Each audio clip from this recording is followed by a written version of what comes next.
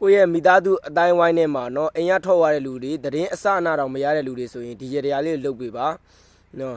အဲ့ဒါလေးကအရန်ထူးကြပါတယ်တခြားနားထောင်သွားပေးပါ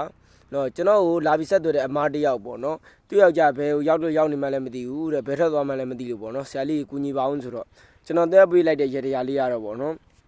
သူ့ရဲ့အင်ကြီးပေါ့နော်သူဝေးခဲ့တဲ့အင်ကြီးမှာသူ့ရဲ့နာမည်ကိုရေးအပေါ်တစ်ချောင်းမှာနော်အောက်မှာအနန္တလာစီ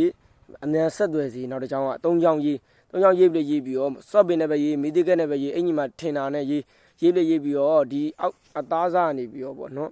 ဖောက်ပြီးမိဖို့ကြောင့်မစောက်တိုးဆွဲပေးတာနော်မိဖို့ကြောင့်မစောက်တိုးဆွဲပေးတာအောက်ကမိကိုမိုင်းတိုက်ပြီးဒီအင်ကြီးကိုမိကိုမိုင်းရောက်ဖို့ပေါ့နော်ဒီကော်လန်အောက်ဘက်ရောက်သွားမှာပေါ့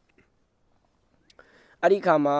နော်9ရက်တော်တင်21ရက်တော်တင်တလတော်တင်အနန္တလာစိတ်လိမ့်မယ်လို့ကျွန်တော်ပြောလိုက်တယ်ပေါ့နော်အမှသူ့ယောက်ျားအနည်းဆုံးတင်လာပါတယ်နော်9ရက်တော်တင်မဲ့အနန္တလာတယ်ပေါ့နော်ကျွန်တော်လည်းစာလန့်ပူတယ်သူ့ယောက်ျားဘယ်ရောက်နေလဲဆိုရန်ကုန်ရောက်နေတာတဲ့နော်ရန်ကုန်မှာစေးမိပြီးပါသနာသစီတွေလည်းအကုန်ပါသွားတယ်လိုင်နာဘက်မှာပေါ့နော်စေးခတ်ခံပြီးအကုန်ပါသွားတယ်တဲ့အခုတော့ပြန်ပြီးရောက်နေပြီပေါ့နော်သူတို့အိမ်ရှိကိုဒါပေမဲ့စေးကူးချိန်ဒီအောင်စေးအချိန်တော့မတည်သေးဘူးပေါ့နော်အဲ့တော့ဒီရတရားလေးကိုလုပ်ကြည့်ပါအရန်ထူးကြပါတယ်ပြီးတော့ဒီမှာဒီမေးထားလို့ပေါ့နော်ဆရာလေးတဲ့လူတန်းစားမခွဲကြရင်စာပို့ထားပါတယ်ကျွန်တော်ကလူတန်းစားမခွဲကြပါဘူးနော်ကျွန်တော်ကအဖွဲ့အစည်းတည်းဆိုရင်ကျွန်တော်ရှိကိုစစ်ကောင်စီဘက်ကဘူရီရောမိသားစုဝင်တွေရောတော့တကယ်အကောင်ကြီးတွေတဲ့ဟာပေါ့နော်ဟိုခပ်ပေါ့ဆရာလို့ထင်ပါဆိုလို့နော်အကုန်လာကြတယ်နော်ထိုင်းနိုင်ငံမလေးရှားနော်စင်ကာပူနိုင်ငံခြားရောက်နေတဲ့မြန်မာလုပ်ငန်းရှင်တွေအကုန်လုံးလာကြတယ်နော်ကျွန်တော်ကအဲ့